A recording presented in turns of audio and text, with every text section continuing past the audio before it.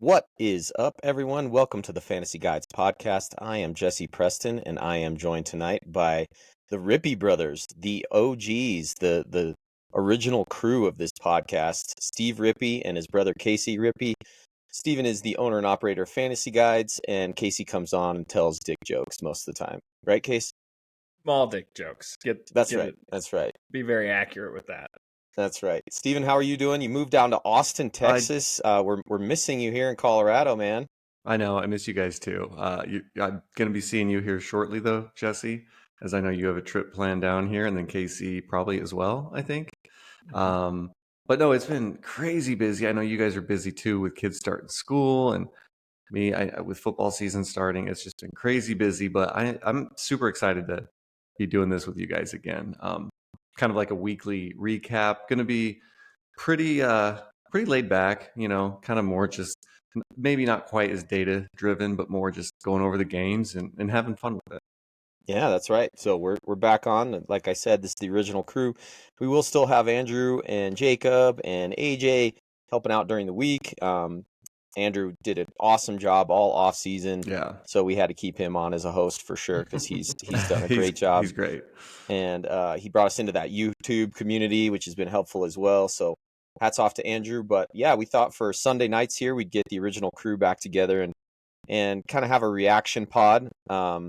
We don't have every piece of data in. Not all of the ballots have been collected, but we're pretty darn close at this point to having an idea for what we need to panic about already. Yeah, typically, Jesse, like we're still waiting on Michigan results to come in. That's right. That's right. But yeah, so the Detroit game, and not Chargers, the Rams game is going on as we speak. So we'll kind of reference to that. But I figured, Steven, we just jump right into the games and kind of start talking about what we saw. And this time of year, I think it's really important to keep perspective on certain things. There are times where we should be definitely panicking, and there should be times where we need to just kind of chill. Okay, it's week one. Don't throw in the towel just yet. So we'll try and help our listeners with all of that. And Casey, you keep us in line with the whole thing. What's real and what's not at this point. So let it be known though, Jesse, I will be taking victory laps. If any takes I took during this off season look good right now. That's right. I mean, I think the way to do it, right, is if you have a take that hits, we make sure we shed a lot of light on that right now. Lots of light. Yeah, and then anything that hasn't hit, we say that just be patient. It's still coming, right? Like so many lumens of light placed on any take that was hit so far. That's right. That's right. Well, let's jump into that Ravens-Chiefs game, which just as a outside commentary of the whole thing, large scope picture. What an awesome football game to kick off the NFL with. Casey, what were actually, I'll start with Steven. Steven, what were some of your takeaways from the Chiefs winning 27-20 over the Baltimore Ravens? A couple things. I'll start with the Ravens side of it. I think Lamar Jackson looks great, like especially for fantasy. I mean, he looks fast. He looks like kind of closer to rookie year Lamar. I mean, he lost all that weight. So I'm really optimistic for him. I know he had like 16 rush attempts in this one, which is the most he's had in a game for the last, I think, 3 seasons, and a lot of rushing yards. So loved that.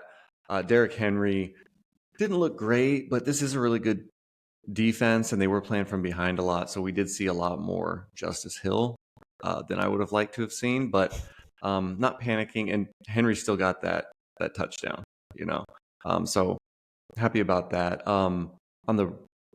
As far as the receivers, I thought Zay Flowers looked really good. Like he looked extremely quick. He got targeted 10 times.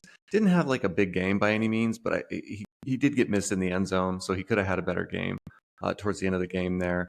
And I think that's a perfect example of kind of why we're doing this type of pod, right? Is because if you just look at the numbers, you may be like, I don't know if I want to start him next week but there's a guy, I mean, he just looked electric, right? With the ball in his hand. Test.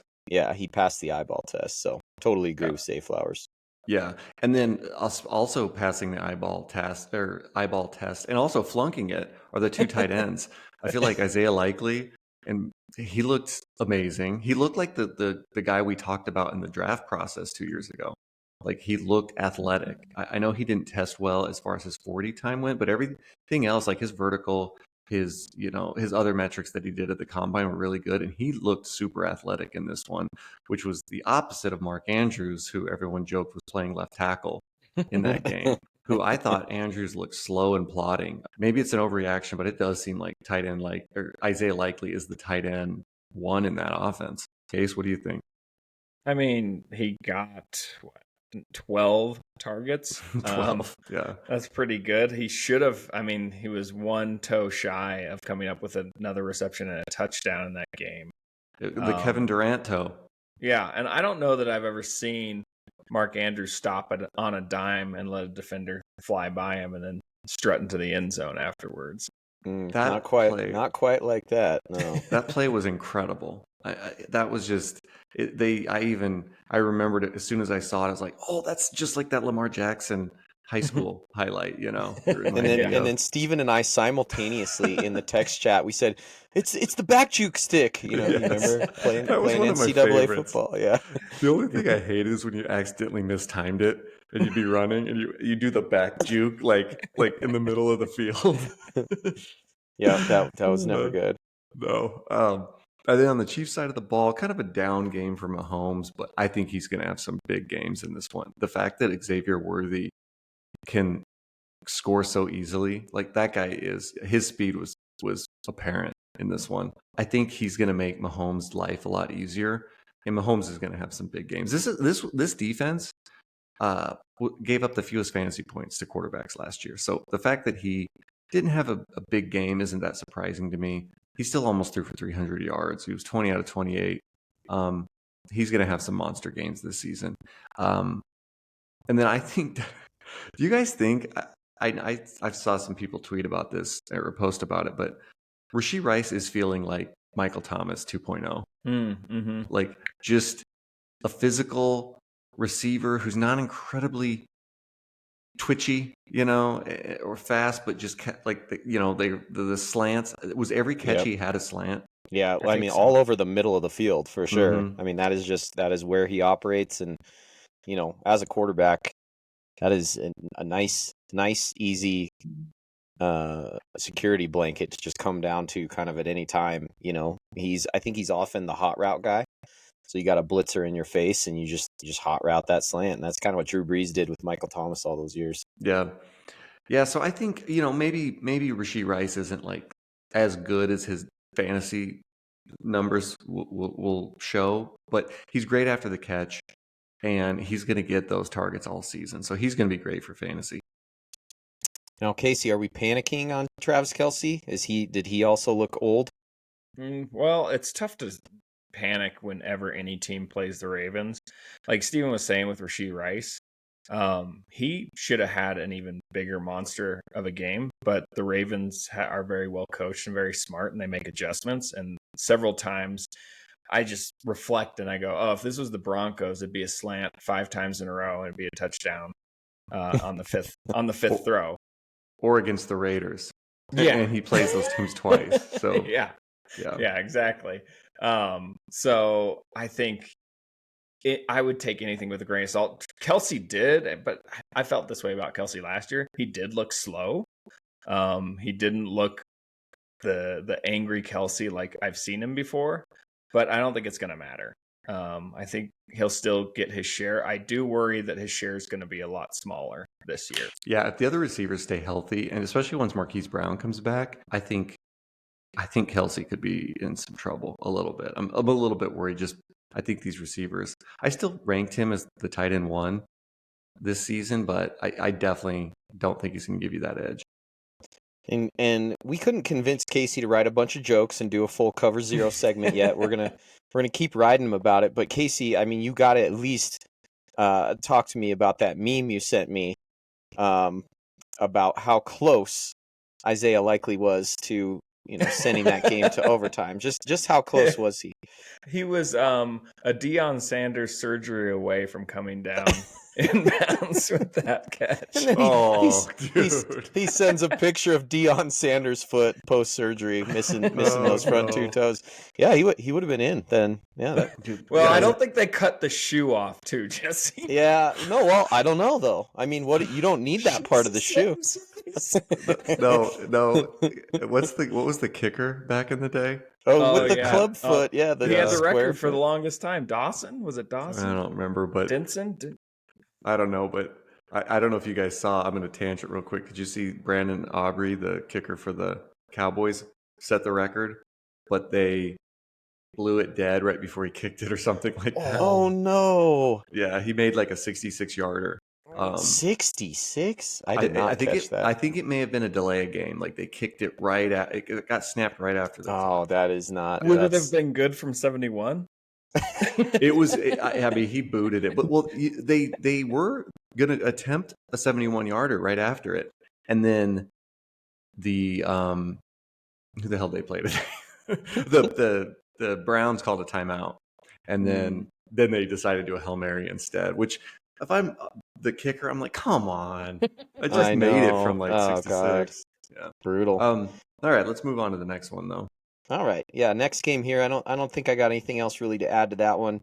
I agree that Lamar just looks mid-season form already, and that those are two good teams playing. I think both those teams going into next week could just be on fire after that one. So agreed.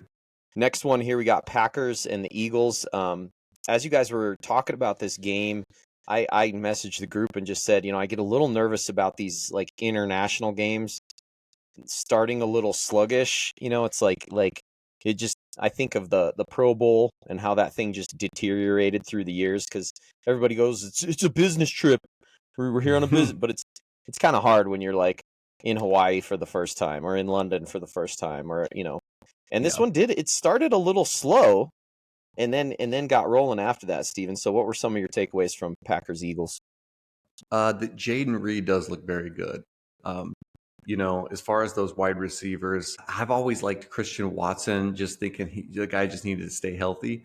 But watching this game, I thought Reed does look. He kind of has gives you that early career Stephon Diggs feel a little bit. Mm-hmm. So I think he's going to be really good. I still don't.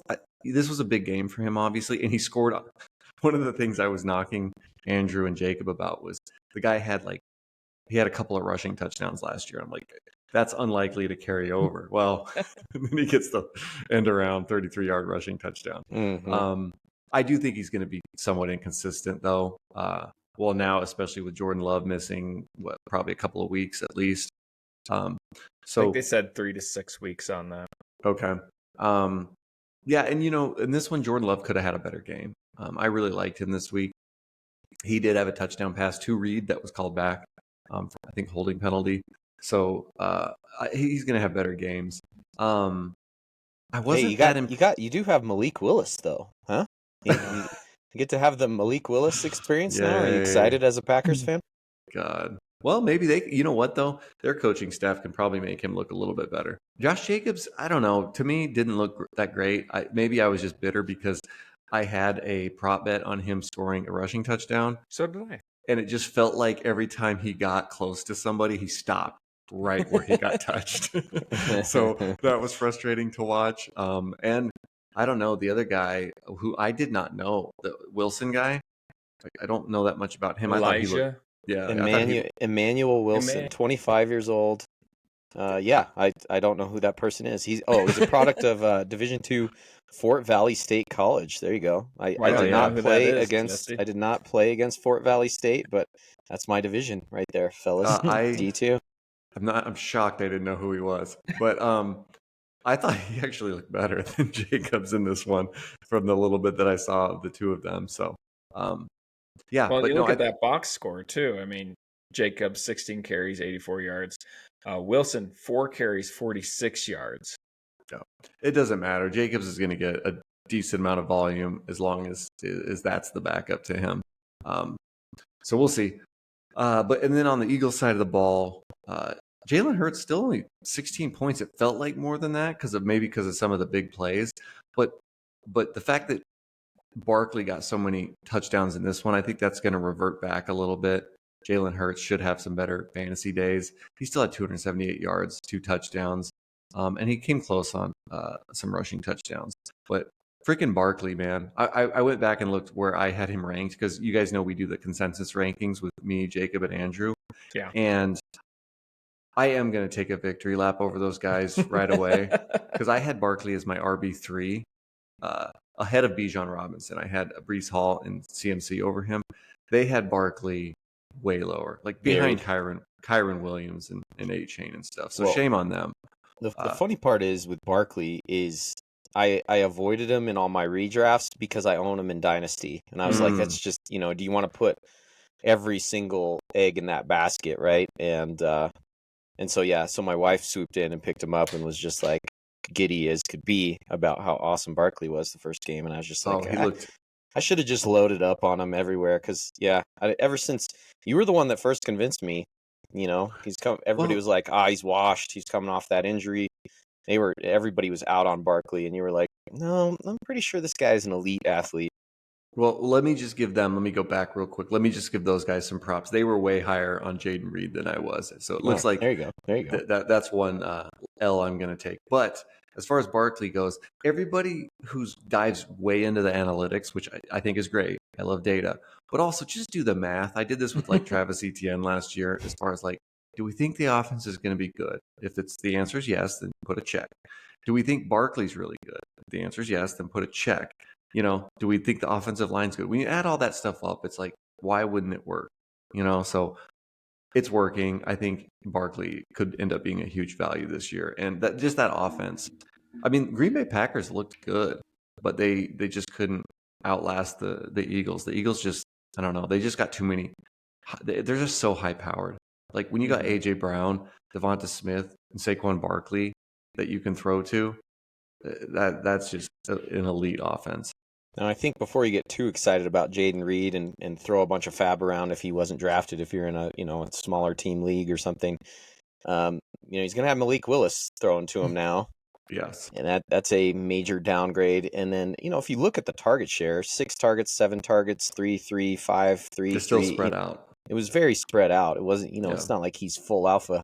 I think when you get that 33-yard rushing touchdown and a huge average like that, there could be maybe a little bit of overreaction to that. So especially with Malik Willis coming in. But that's my only final thing I'd add on top of that. You ready to move on to the next one, Steven? Yep, let's do it. Okay. Let's jump into this one, which if you're here in Denver, like Casey and I, this was our local game that I had to watch, and I was just thrilled to be watching the Steelers and Falcons rock fight going on in Atlanta. And, bringing Kirk Cousins changed everything around, and it just still looks like they don't know how to use any of those talented players that they have, was my main takeaway. I do think, you talk about like guys you're high on, guys you're going to, ride or die all the way through. Everybody's like, Justin Fields sucks. They're just like, he sucks. He doesn't suck. He's not a bad quarterback. Like, he made a lot of plays in this game. I don't know if they have the same, if he was considered the backup all the way through camp, does he run the entire playbook? Were they being pretty conservative with him? I'm not really sure. Because, he didn't run at all. Well, he ran a little bit, but he didn't break off anything too big. But I think that that was one of my other takeaways too, is just like, he doesn't suck. Everybody's like, he sucks. It's like, no, he's not washed or anything. He made some big throws, a couple throws down the field to George Pickens that were pretty impressive, actually. And that guy, I think that guy passes the eye test still, even though, again, didn't have a monster game, 6 catches, 85 yards, but just eye test wise, he looks like he can be that guy. It felt like he scored more than 13 fantasy points if you watched any of this game. Like he looks good. He was being targeted a lot. Fields did. I mean, his accuracy did show up. I did see one pass where he had Pickens out on the outside, and it was not that difficult of a throw, and he completely missed him. It wasn't even close. So I think there's still those accuracy concerns. This offense just doesn't look that good overall. I don't think it's all on Fields. I don't think Russell Wilson would have been drastically different. But I was happy to see Najee Harris had 20 rushing attempts compared to Jalen Warren's 2. Like, that was the thing. I guess happy to see isn't really the thing I'm I'm not like bragging about that or anything, but I just thought, Najee Harris this year on a contract year, I do think he'll get a lot of volume, especially with Jalen Warren having that hamstring injury. And I didn't show up great because his average wasn't great, only 70 rushing yards on those 20 attempts and just 9 fantasy points. But this offense was just bad in this one. They're going to have better days. Did you get to watch any of this one, Case? I did, yeah. I was watching because I own Kirk Cousins, and believe it or not, I also own Ray McLeod in our dynasty. So I had a vested interest in it. It does feel like Cousins. It feels like the wide receiver room should be more talented because you think of Kyle Pitts and it kind of raises the room. And Drake London was a really early draft pick, but they didn't look like they were open very often. And I think that Steelers D is going to carry them to another 8-9, 9-8 record. Yeah, I think that's pretty standard nowadays, right? And you gotta love being the 8-9 playoff team. I can already see it. They're gonna be 8-9 playoff bound. He keeps his job again, just keeps on rolling with the Steelers. I mean that defense is gonna keep them in all the games. Watt, that guy is unreal, man. Just try blocking him with one guy. Good luck with that.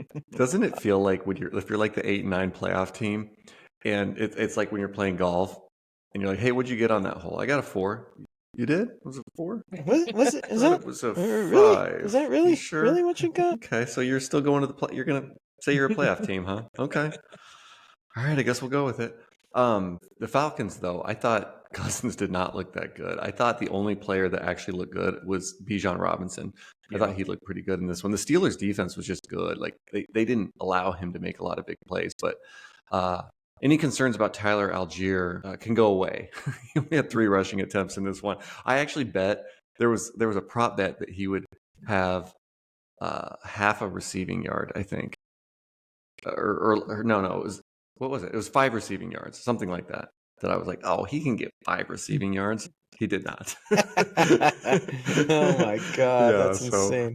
Yeah, but Jesse, how happy are you to see Drake London's stat line of 2 catches for 15 yards? I'm not rooting against the guy. I know. It's just been one of those things where the evaluation just was never there for me. And you have a guy like Andrew that's still banging that drum this whole off season. And I saw you dunking on Andrew in the group chat right out the gate. You never know. He could come back and do really well. I think it's just that like Casey said, you're a Kirk Cousins owner. It's not like throwing to Justin Jefferson where he's got all of this like giant, Drake London has a huge catch radius, but he just creates no separation at all. And Justin Jefferson would be, exactly completely the opposite, right? He's creating a ridiculous amount of separation, and then once he catches the ball, he's house calling things. Like, I think there's going to be some transition there, just figuring out when to 50-50 ball him, and that's where he's going to get his plays. I did see Darnell Mooney with a couple of missed points in this one. I think both of he got targeted 3 times, only had 1 catch, but I think both his other targets, he had some separation, and I know he was a guy that Jake liked in the offseason. So, yeah, I don't know. Again, I don't know that we go full panic mode on any of these guys, but because watch, Drake London will, blow up next week. But yeah, I just never saw the separation, and it just always concerned me. And boy, the Kirk Cousins stat line is not what you want if you're counting on him at all in fantasy. Oh, can you imagine though? Like Kyle Pitts gets saved by a touchdown, but his stat line is 3 catches for 26 yards. Drake London's 2 catches for 15. Pitchforks would be out at this point. Also, Ray McLeod, most targeted of any targeteer. I didn't even know he was on this team, Casey. So the targeteers, the worst superheroes. Yep, exactly. Oh my God. All right, moving on. We got the Cardinals and the Bills. Cardinals gave them a little bit of a run for their money. Like this was actually a ball game. Kyler Murray played decent, scored some fantasy points at least. And then Josh Allen, it's mostly on the ground, right, Steven? Making his living and continuing to bail out fantasy teams. Yeah. I was not as high on Josh Allen this year because I do think the loss of Stephon Diggs it will rear its head, I think, at some point. I did rank him as my QB1 this week because I do think this was a cake matchup going against the Cardinals. He did turn the ball over in this one and did kind of have some of those mistakes, but he's just so good. He came back, and yeah, I think he's the QB1 right now for the week in fantasy. So he's Josh Allen. He's just amazing. I did think James Cook looked really good, and you got to love seeing 19 rushing attempts from James Cook, which is not something we've ever really seen in his career, and he's an efficient running back. So love seeing that. Khalil Shakir, I had him as a start this week. Wasn't quite what I was hoping for. Only 3 targets. He did catch all of them for 42 yards and a touchdown. So Jesse, I don't know if you remember, but I had talked about he was the most Josh Allen had the highest quarterback rating of any quarterback targeting a specific wide receiver when he targeted Khalil Shakir. So that holds up. 3 for 42 and a touchdown. No kidding. But Curtis Samuel, only 2 targets, 2 receptions for 15 yards. Honestly, Keon Coleman probably looked like the best receiver out of this receiver group. And then Dalton Kincaid, just non-existent in this one. 1 catch for 11 yards. So I don't want to take too much from this one.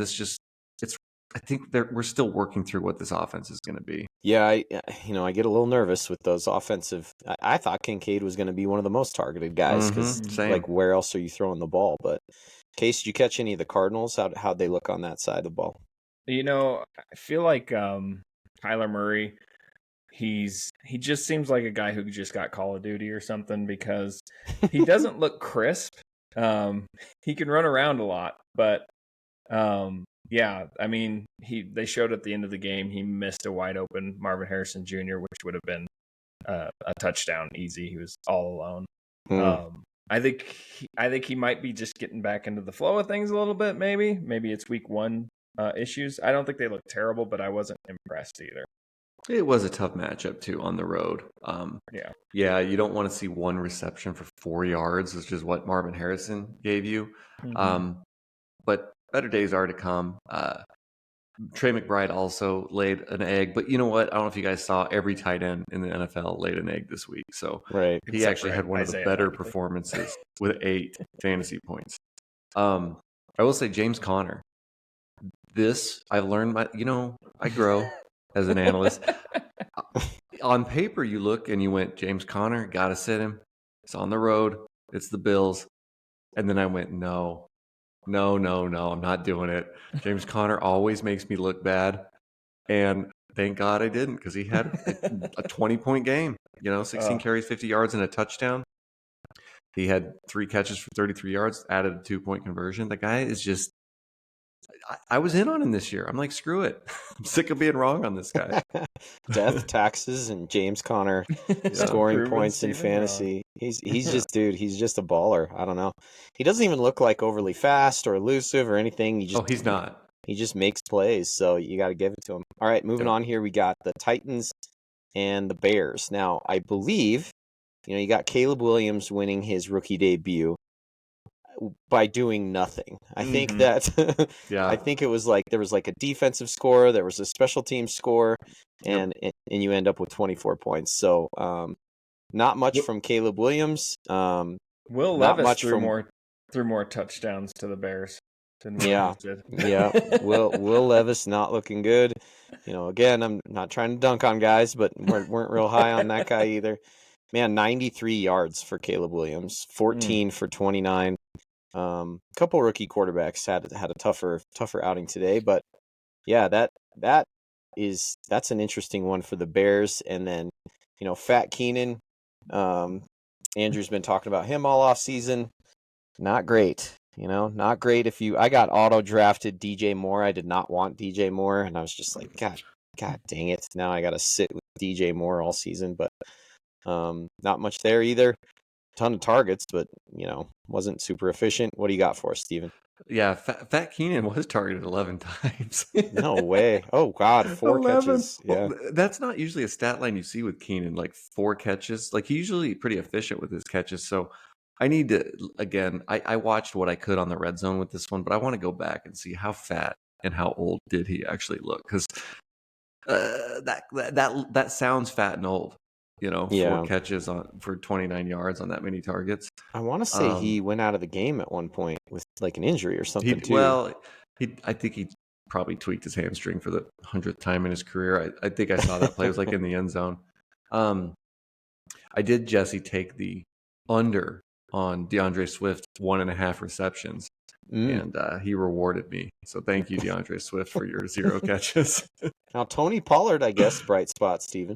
Yeah, he looked good in this one. He had that big long run that I saw. Ends up with 82 yards and a touchdown and 3 catches for 12 yards. Yeah, this offense did not look good. I mean, Hopkins 1 catch for 8 yards. Ugh. Calvin Ridley 3 for 50 yards. I mean, he looked like the best one. This just does not look. I don't think this is going to be a fun offense to watch. Will Levis, did you see the interception he threw, Jesse? Yeah, that's what we call in the business a poor decision. That's how you get benched. That kind of a boneheaded play? He feels like a guy that's not going to learn from those mistakes either. I don't want to judge, but I'm judging. Who's the guy that's starting for the Patriots? If Jacoby Brissett was in Tennessee, would Will Levis be the starter? Probably not. I don't know, because that guy just continues to steal people's jobs. I mean, look at all of the offense just looked terrible. Like, you just look at the box scores of these; it's just all bad. And there was this. I remember when AJ was talking, he was giving you the preview. These were kind of the games where I was like, I'm not real excited for some of these matchups, and yeah, that one didn't turn out very exciting. This next one, just another classic rock fight. But Patriots come out with a win versus the Bengals, 16-10. Jacoby Brissett leading them to victory with those 121 yards passing. I think I won on all of his passing prop bets where I did the under for everything. Jacoby Brissett, like attempts, yards, all of it. He made me some money today.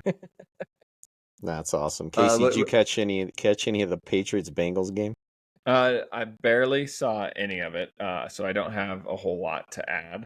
I will say, just looking at the box score, if Joe Burrow is going to throw it 29 times and complete it 21, and you only get 164 yards out of that, I'm very curious to know, is the Patriots D back? Like, are they back to the Belichick era, or are the Bengals just not playing very well? Or is that hangover Joe Burrow had to start last season carrying over to this season?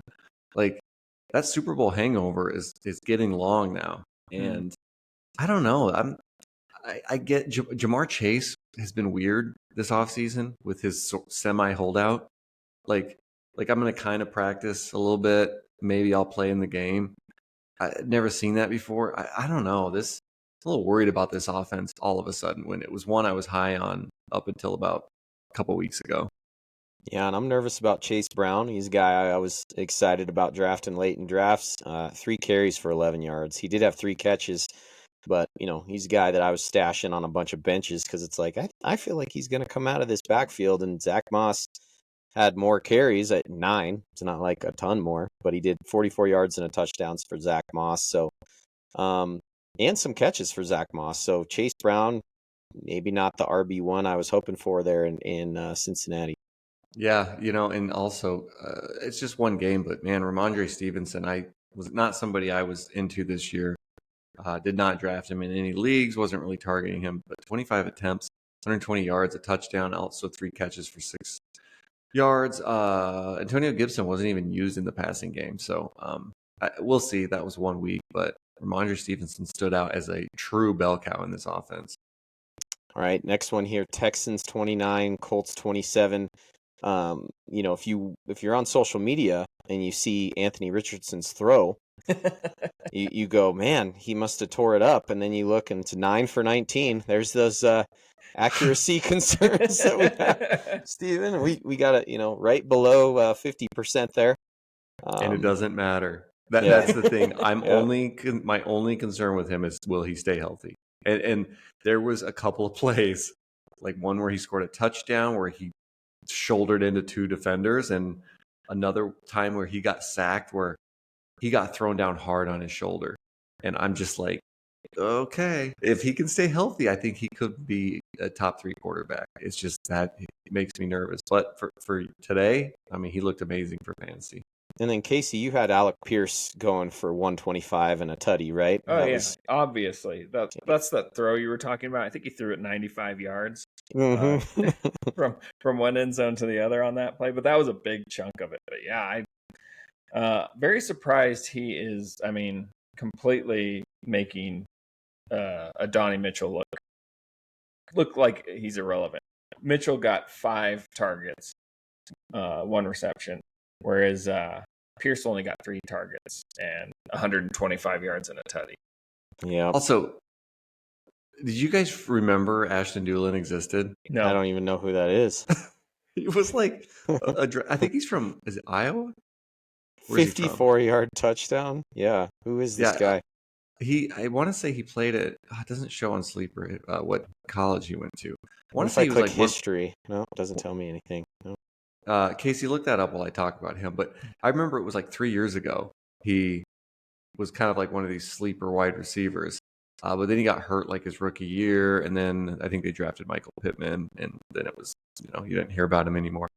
But I saw him catch that long touchdown, and I was with Nick today, and he thought it was Adonai Mitchell, and I was like, "Oh no, it's Ashton Doolin from the dead to score." So he was not happy. Yeah, I don't remember him ever being anything myself. He hails from the college football town of Malone. So I don't know if anybody's familiar with the college. What's the state? The Malone Pioneers out of Canton, Ohio. Oh, okay. That's where it's out of? Oh, interesting. Okay. I got nothing for you guys. There's your Devi analyst coming up short again, I guess. I don't got nothing for that guy. I will tell you, I've always been a huge fan of Joe Mixon. He's just like fun to own in fantasy. And wow, I guess apparently we're just going to make him a 30 attempt, 159. Like is he going to be the RB1 this week, Steven? Well, I will say that, I didn't think he looked like he had any juice left last year. He was looking plodding and very Ezekiel Elliott to me. Not today. I watched almost all of this game. He looked quick. He looked rejuvenated. He looked good. So he could have a monster season in this offense if he stays healthy and doesn't wear down towards the end because he's a bit older. But I thought he looked really good. I am going to go ahead and take my Stephon Diggs victory lap. That I said he would definitely be the best wide receiver out of this group. I kid, of course. He did get the 2 touchdowns, but I think Andrew would point out Nico still 117, 6 of 8, not bad there. 6 for 33, 6 for 117. This or that, Potato. I think that's what this is going to look like every week, though, guys. I think it's going to be Nico next week, Tank Dell next week, and then Diggs. I think it's going to be back and forth. I think all will be good. So, but I like I said, I'm going to take my victory laps when I can get them. And then CJ Stroud, not an amazing game, but still almost 19 fantasy points. He's going to have huge games.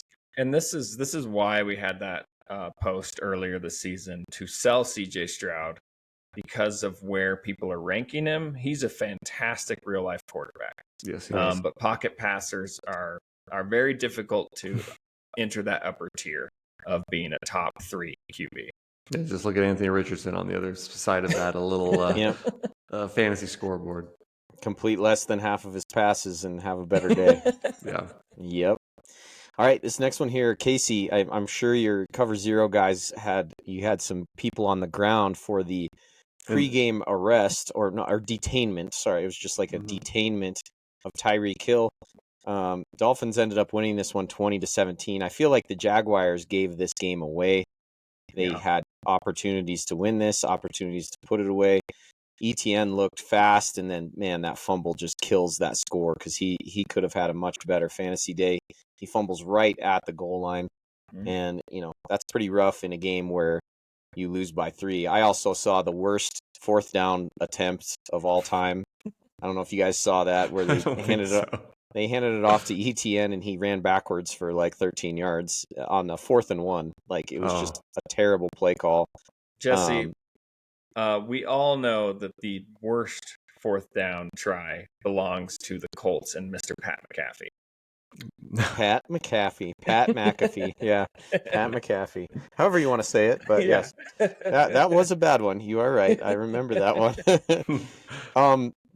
This Bigsby line had me scratching my head It though. does, The same amount of carries for 73 yards, like almost twice as many yards. It does make me a little nervous, I will say. I hope that doesn't continue. I don't know if a lot of those attempts came after the fumble that ETN had. God, that fumble sucked because he was about to score. right. And maybe his day looks a lot better if that doesn't happen. Brian Thomas, that guy looks good. 14 fantasy points, has the touchdown. Christian Kirk and Evan Ingram. I mean, Evan Ingram did what all the tight ends did and just was non-existent in this one catch. So he's probably already way off pace to get the 114 receptions he had last year. I think he's only on pace for 17, if my math's correct. But yeah, I don't know. A little nervous about Ingram after seeing how many receivers were targeted in this one. Yeah, and then on the other side of the ball, if you took Tyreek early in drafts, that's looking good right now because those other receivers didn't quite, you didn't have Jamar Chase. Jefferson wasn't bad, caught a touchdown at least, but boy, Tyreek, he's looking like the steal. If you took every him. year, I know, and it's kind of like why do we outsmart ourselves? Just this guy's going to be fun to watch, and but he was going third overall, and the other guy, CeeDee Lamb, looked amazing today, which we'll get to at some point. So I think it's fine where they were being drafted. A-Chain though, 10 carries, 7 receptions. I think that guy's going to be good. He's the I wouldn't say necessarily full bell cow yet, but he's definitely the lead back there.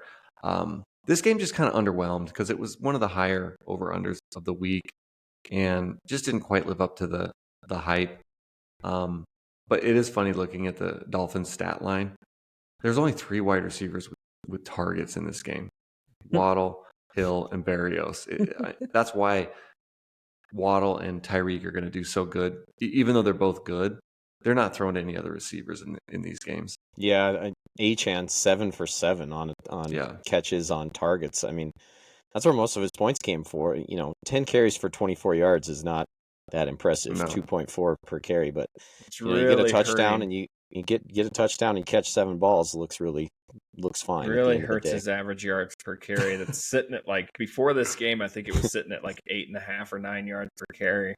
Yeah, that Broncos game is still holding a lot of weight a year. Now, if you're feeling bad about your football team, it could be worse. You could be a Carolina Panthers fan. Dude, I saw. Did you guys see? You guys should follow. You follow him, Jesse. All Sports Culture. Did you see the one they had on Bryce Young? No, what was it? So you guys, they always do these posts where it's like how to build the best quarterback. And it's like Anthony Richardson's legs, Tom Brady's vision, Aaron Rodgers' arm. It does all that stuff. This one was how to build the worst quarterback, and it was just a picture of Bryce Young, and it was Bryce Young's height, Bryce Young's arm strength, Bryce Young's decision making. It was all Bryce Young. Man, it had 20,000 likes in 7 hours, which is really good. I was like, bravo, that's very creative content. And I don't get it. I'm really surprised, I guess, that he's that bad. Really sucks that you move back into the first round to get Xavier Legette, not really used. 4 catches, 35 yards.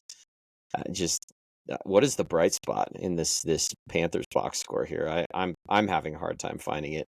There isn't one. Even Deontay Johnson, only 2 catches for. I mean, the 2 catches for 19 yards, I will say, is a Deontay Johnson type of average. The guy he usually does a lot because he gets targeted a lot because he's a good route runner, but he doesn't make big plays. And I'm worried about this offense. I did like Deontay at value this year. I know this was a tough matchup on the road in New Orleans, but I mean, they just look like the same old Panthers from last year. Meanwhile, Rashid Shaheed, is that his first name? Mm-hmm. Clearly the alpha for the New Orleans Saints. Well, why not? Chris Olave, non-existent. There's some people took him pretty high, and then Derek Carr, just very efficient. 200 yards, 3 touchdowns. God. It's funny. I wrote about Carr this offseason saying that he had a very underrated season last year, that he should have a better season. So it was nice to see him have this good performance this week. But it's still a very Derek Carr stat line. Like you would have thought, 47-10 is the box score in this one. You would have thought he put up 30-some fantasy points. No, just 21. He threw three touchdowns, 200 yards. He will finish as the QB 16 because he won't miss any games, and he will average probably 16 points per game or something like that. And he'll do what Derek Carr does every year. Now you were high on Alvin Kamara pretty much all sure. off season, Steven. So you hit on that one. Yeah, and he got a big part of it was Derek Carr targets the running backs a lot. He had 5 targets, caught all of them for 27 yards. 15 rushing attempts for 83 yards and a touchdown. It's not going to be pretty, but the volume is going to be there, especially in the passing game, to where he's going to be an RB1, and he showed that today. Now, the New York Giants, boy, they are targeting that number 1 overall pick, it looks like to me. Unless them and the Panthers, I guess, they could have a showdown for it. The Giants really need it for a quarterback, though, because Danny Dimes, I think the ship has sailed. Oh, yeah. I started the Vikings defense in both of my redraft really? in both my redraft leagues. I like not rooting against, but betting against that guy. I just don't think he's a very good NFL quarterback. And yeah, Wan'Dale Robinson, 12 targets though, Steven. Man, that was a guy we were high on 2 years ago. And maybe with Danny Dimes checking down, he could be decent this year. But there's nothing to get excited about. Devin Singletary, 9 fantasy points, 37 rushing yards. He did have 4 catches for 15. Like, there's just not a lot to. I'm still excited about Malik Neighbors. They will have better games, but this was a home game.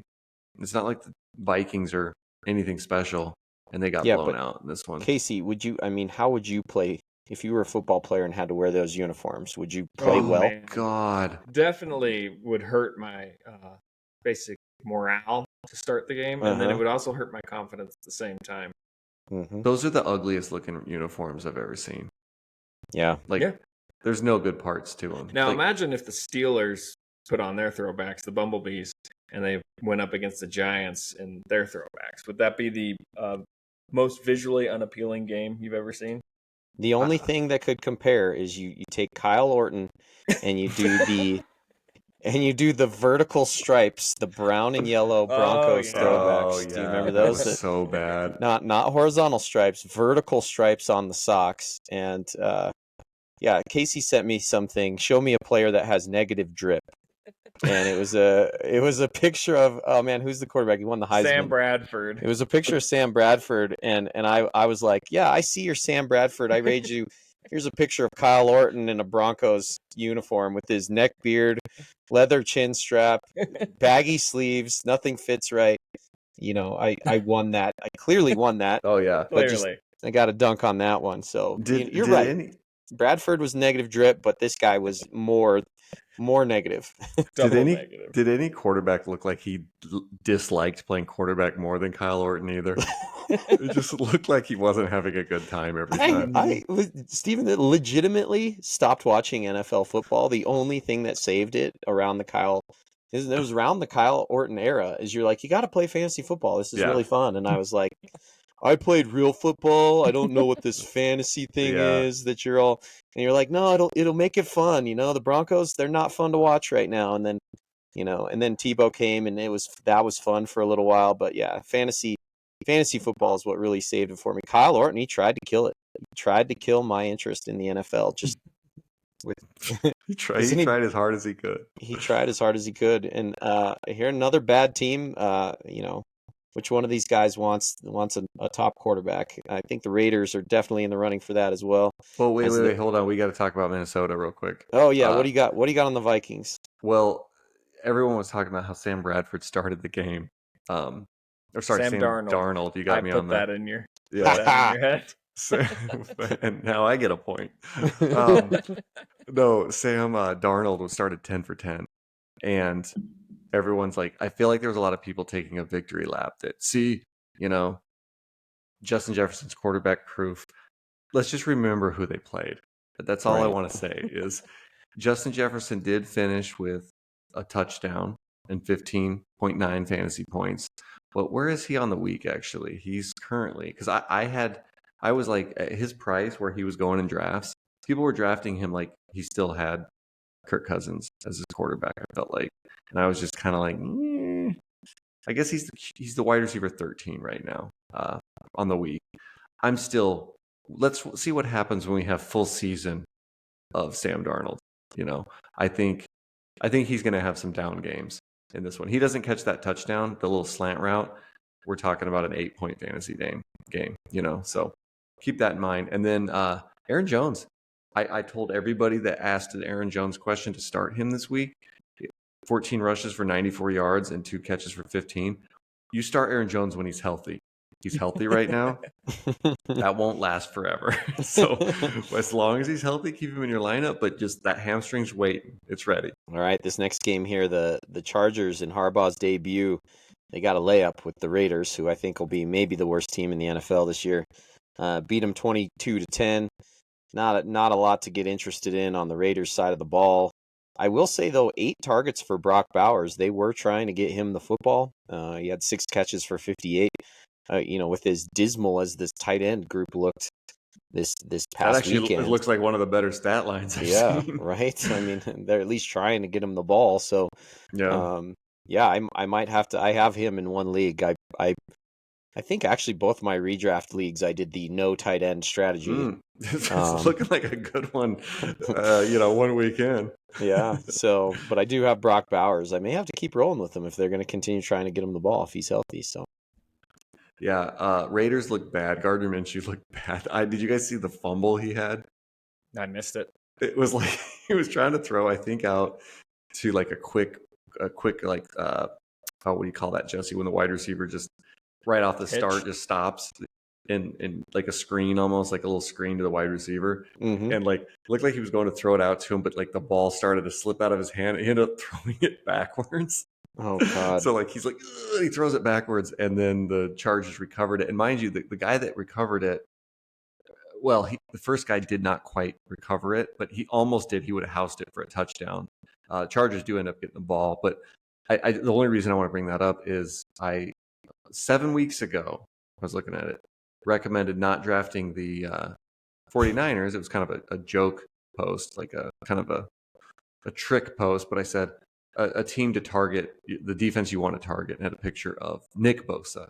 But then if you swiped it, it was a picture of Joey Bosa. And I said to target the Chargers defense because they start out playing the Raiders week 1, and then they have the Panthers in week 2, followed by the Steelers in week 3, which I think are all good offenses to target. The Chargers did end up, they're the defense, the number 4 defense so far in the week. Raiders look bad. I think the Raiders are going to be one of those offenses you want to target with your defense moving forward. Well, and the Chargers got those 2 good matchups coming up too. So if they're available, go pick them up. Hey, Chargers running backs.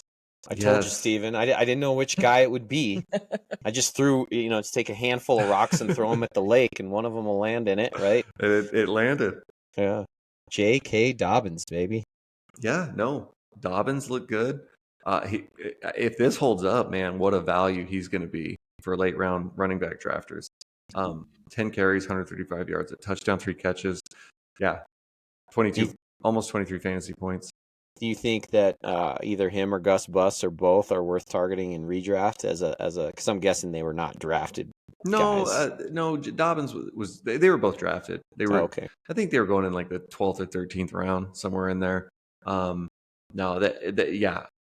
They're probably owned in most leagues, but yeah, I think they're going to be solid. Lad McConkey looked good in this one. Josh Palmer not as good as I had hoped. 3.5 fantasy points. I'm hoping he has better games. The fact that he was targeted less than Quentin Johnston has me a little concerned. But it's 1 week. Herbert did not look all that great in this one. So hopefully better days to come for this Chargers passing attack. Now, you don't live in Colorado anymore, so I'm going to my Broncos insider that still lives in the state here. Casey Rippey, tell me about this Broncos football game. This was a sloppy game for both teams. I'll start on the Denver side.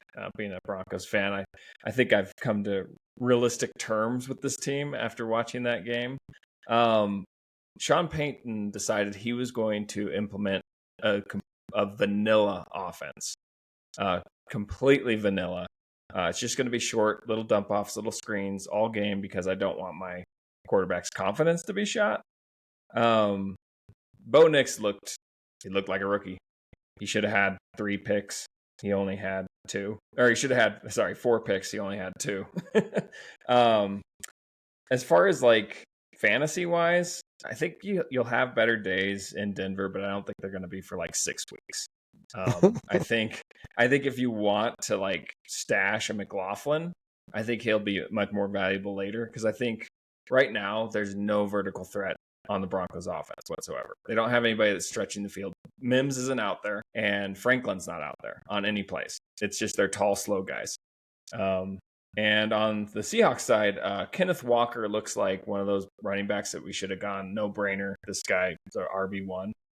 The guy. Hey, I just drafted him. Great. I knew. I was used. He looked fantastic. The line looked like that's the only time they performed well was when he was running. As far as on the passing side for the Seahawks, Geno Smith, he got 17 points in this game. A lot of them off of this big run that was he kind of crazy. lucked into. It was like it looked like Michael Vick out there. He's running for days. It's got to be the longest run of his career. I've never seen him run like that. You know what it looked like, Jesse? It looked like in Madden when you run like a 5 wide set and you audible. They're playing man, and you audible every wide receiver to like do outs on opposite sides, and then the middle was just wide open. Like he just take off. Yeah, because everyone's got their backs turned, and it was just kind of fluky, that play. But I told people to start Geno Smith, and I don't care how the points came. I'm taking a victory lap there. I did tell people I was very cautious with DK Metcalf this week. Like him on the season, but going against our Lamborghini parked in a trailer park, Patrick Surtain, I did not like that matchup, and it proved to be a tough one for him. Only 5 points for fantasy. Yeah, Tyler Lockett looked good. He had 7 targets, 6 for 77, but I mean, that's like your ceiling with a touchdown maybe is for Tyler Lockett. If they could have invented any offense, the Broncos would have won that game because their defense put them in great situations. Yeah, you never see 2 safeties in a football game, let alone a half. Yeah, and lose. Yeah, and we were talking off pod about Javonte. I mean, I think he passes the eye test as far as looking quick and everything else. He got literally the first play of the game when they watch film with the team. It's a touchdown. If he had it twice where he had huge runs, but he got shoelaced, just like guy stuck his arm out and just got him by the toe almost. Mm-hmm. And then, Jaleel McLaughlin, I think he weighs like $175. He looks like he weighs 250. He runs hard, plays hard. He looks quick. I feel like they're going to have a hard time keeping him off the field. He just looks really good. So, if they do, maybe they will be relying on these running backs a little bit more. We talked about how, there weren't many wide receiver ones for their team that you could get later than Cortland Sutton. And he had 12 targets. It's like, just connect on some of those, and that would have been way better. Only caught 4 of them. So we'll see what happens. I don't think Bo Nix, he wasn't like terrible. That's the thing. Yeah. It's just the defensive coordinator he went against it's not an ideal situation to be on the road going against a really seasoned good defensive coordinator in the NFL. And then I am a little bit worried about the Seahawks offense, and it was rough going for a long time there. It really was. It was whose offense can suck the most is what it felt like for most of that game. Well, I need Jesse. I know you like the Utah college football team. That's right. Yeah. Tell me about the Rocky Mountains. Tell me about Devon Vele, because I don't know anything about this guy. Oh yeah, Utah guy. He wasn't really on my radar, but you go 8 catches on 8 targets, and he actually looked a little bit quick. I think Casey is spot on though that if we have nobody to stretch the field, that does make it a little bit difficult for the quarterback as well. Yep. And he had that's a couple the Bronco of part of key it, drops. You guys hate on the uniforms. I don't think they're that bad. I'm going to be the devil's advocate in that particular area. Just give me those. We all wanted the throwbacks, and I know. You're anxiously. The best they could do is like, we'll give you like 2 games a season with them. I didn't get to watch any of this Cowboys-Browns game, but I knew something was up when Duggar had Deshaun Watson on the trade block. The game was still going on, and Deshaun Watson entered the trade block in our Dynasty League. I was like, oh, well, must not be going too good for Deshaun. And this is not a good stat line here for an experienced NFL quarterback. 169 yards, 2 picks. Nobody looks great in that situation. Again, Njoku, some guys had them as that was the tight end they were leaning on. I know I was like Jerry Jeudy could be a steal. He at least caught a touchdown. I started Amari Cooper and Deshaun Watson in one league because I wanted that big stack. That worked out real well. Oh, Jesse, that taco. Sorry, I keep laughing. I saw some meme where it said Deshaun Watson died on that massage table. It goes, this is not him. Oh God. Oh shit. But he doesn't. Good. It's not. Good. It's true though. He does not look like an NFL quarterback anymore. He looks like Bryce Young. He just that guy used to look so good. He used to look so dynamic. He looked like C.J. Stroud before C.J. Stroud, and now he just looks. He doesn't look like an NFL quarterback. I'm going to go ahead and take a victory lap just on Deshaun Watson post massage table.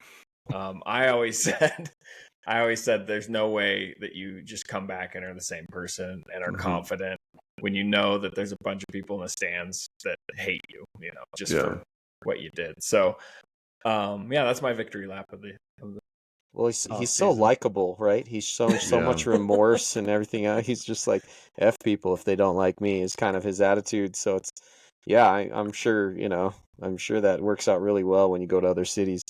Cowboys, got a big win here. Dak Prescott, isn't he the highest paid player in the NFL? Is that correct, Steven? The highest paid quarterback? That came through while I was doing my Instagram live this morning, and then the games were like right after. So I don't know if it ended up being he was the highest paid. I mean, usually it seems like the next one to get paid is the highest paid with quarterbacks, right? Yeah, but I was arguing with Jacob and Andrew saying like they were saying there's no way they can sign all 3 of these guys because Micah Parsons also due for a contract, and I'm like, they'll figure it out.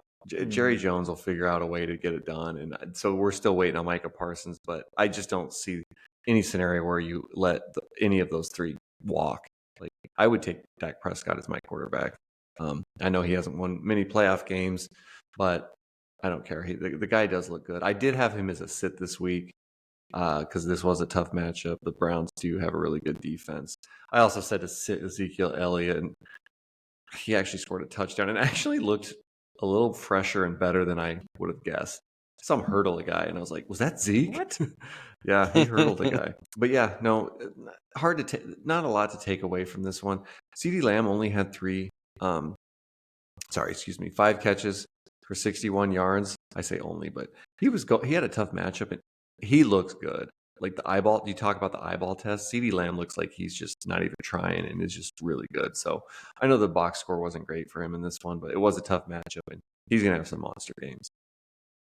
All right, I think move on here to the Commanders and Buccaneers. I had a decision to make between Jordan Love and Jaden Daniels in one league, and I was like, I can make that decision. Oh, this week you're saying? Yeah, I was like, Danger is my middle name. I decided to do Jaden Daniels, and that ended up being a great decision. So, in a losing effort, 2 rushing touchdowns, 184 yards.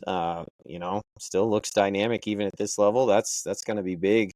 And then, Luke McCaffrey, the leading wide receiver for the Washington Commanders. I mean, 3 catches for 18 yards. That was the leading wide receiver. So, little concerned about the passing game there, but we know that these running quarterbacks, they may not be good in real life, but they can do things in fantasy. Yeah, and what was it I was saying about, I don't remember. There was a post I had about Jaden, and how often he ran the ball in fantasy or in college.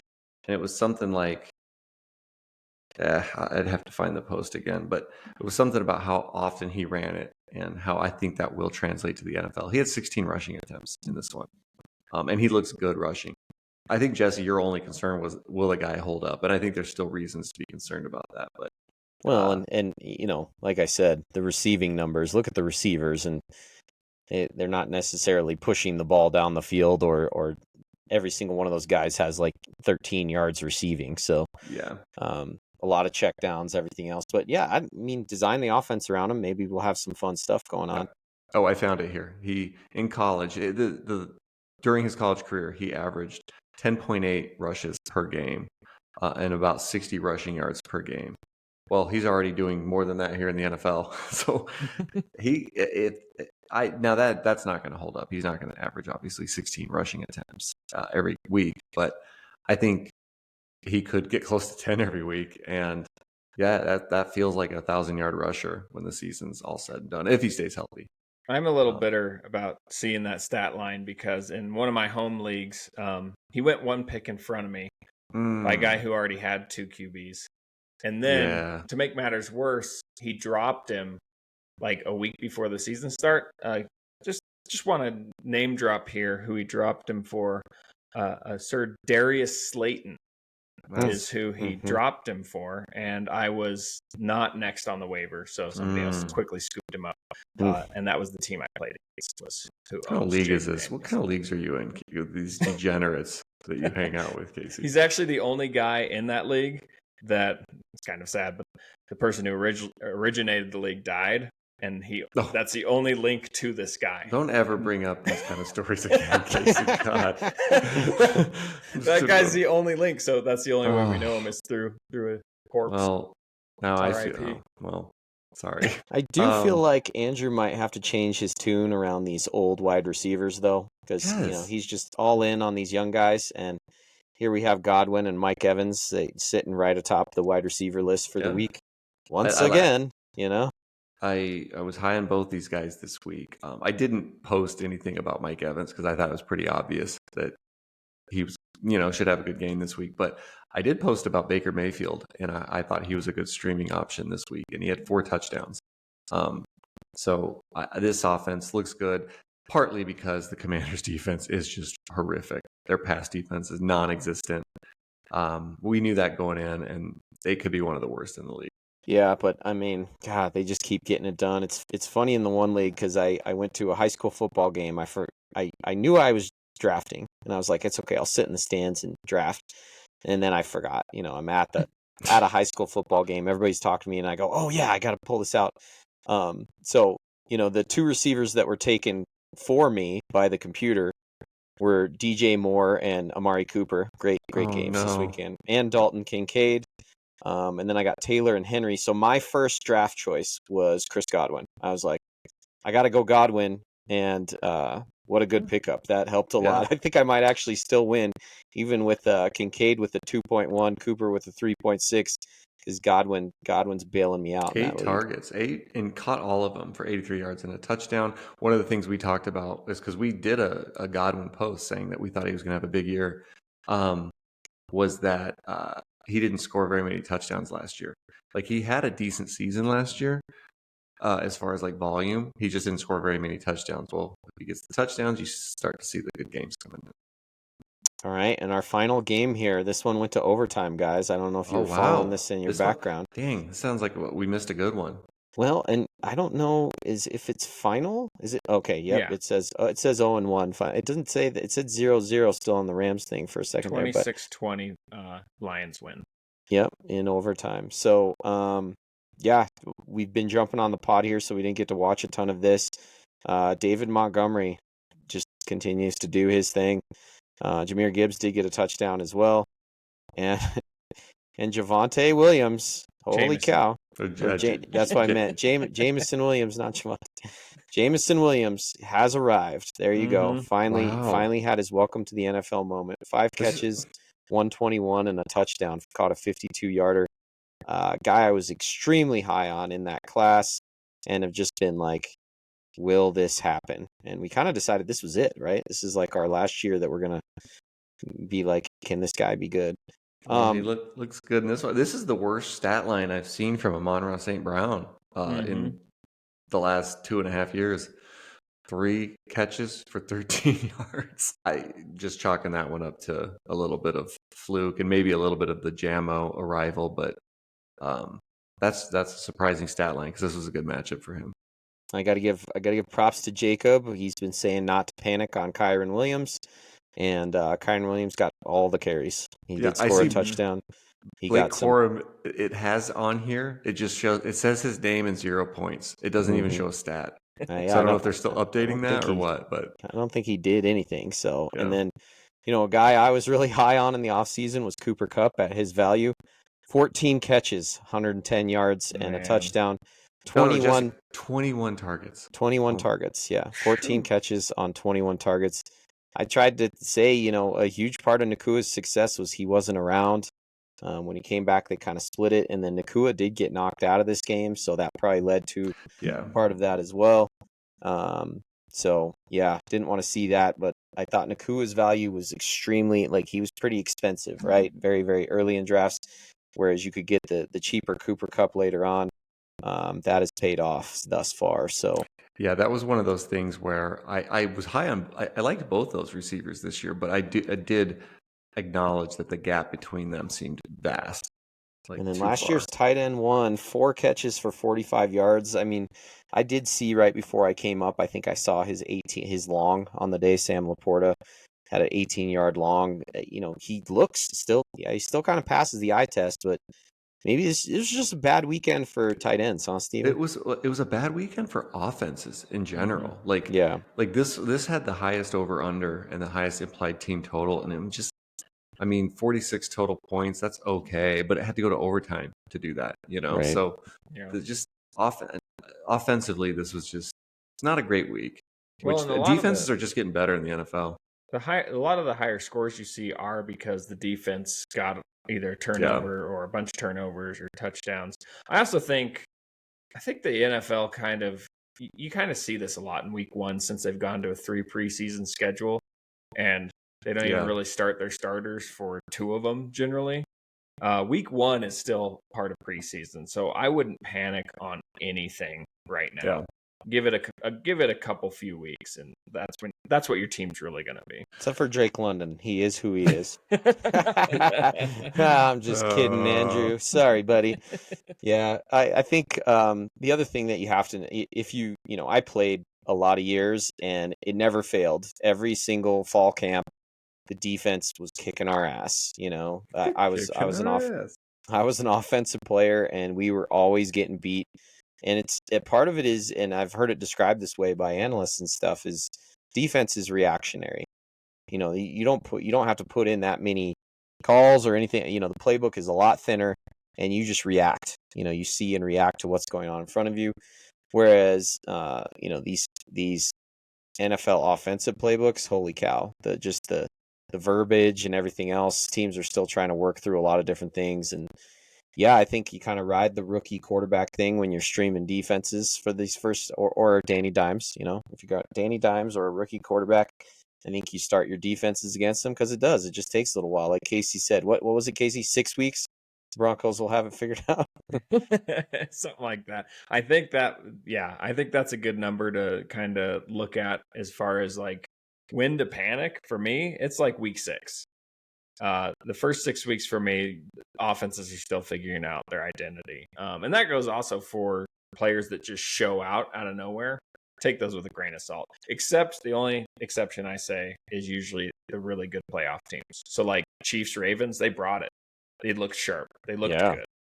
Those types of teams. Honestly, the Rams looked pretty good tonight defensively. Their defense looked pretty stout. And offensively, they looked decently sharp. They just have a ton of injuries on that line. So, yeah, take it with a grain of salt for 6 weeks. Man, I can't stop looking at Cooper Kupp's 21 targets. That's insane. That's crazy. Any other closing thoughts, Steven? No, I just think it's let's not overreact to a lot of this. This is week 1's always a little bit fluky. I don't even like to we'll do a buy sell kind of a segment here this week as far as like trades to make. But I think a lot of the stuff I'm going to recommend is like buying players. It's a little too early sometimes to do the sell thing, So don't panic too much. I will give you a shout out. I think the method of drafting players off of teams that you think will be good is, I think a lot of people would win these first couple weeks too, right? Because I know for me, I avoided the Titans, I avoided the Giants, I avoided the Raiders, and all of those seem to kind of work out as far as I just don't really want to put any chips in those bags. And so I think that needs to be a strategy moving forward. So you could try and move some of those guys if they had a big week, because I just think that having good players on good teams is going to always be the best method, and a rushing quarterback, right, Steven? Oh yeah, that's pretty much well known at this point. All right. Well, I appreciate you guys jumping back on. Like I said, it's been a while for us. It's great to talk to you, Steven. It's great to see Casey. We had very busy summers, all of us.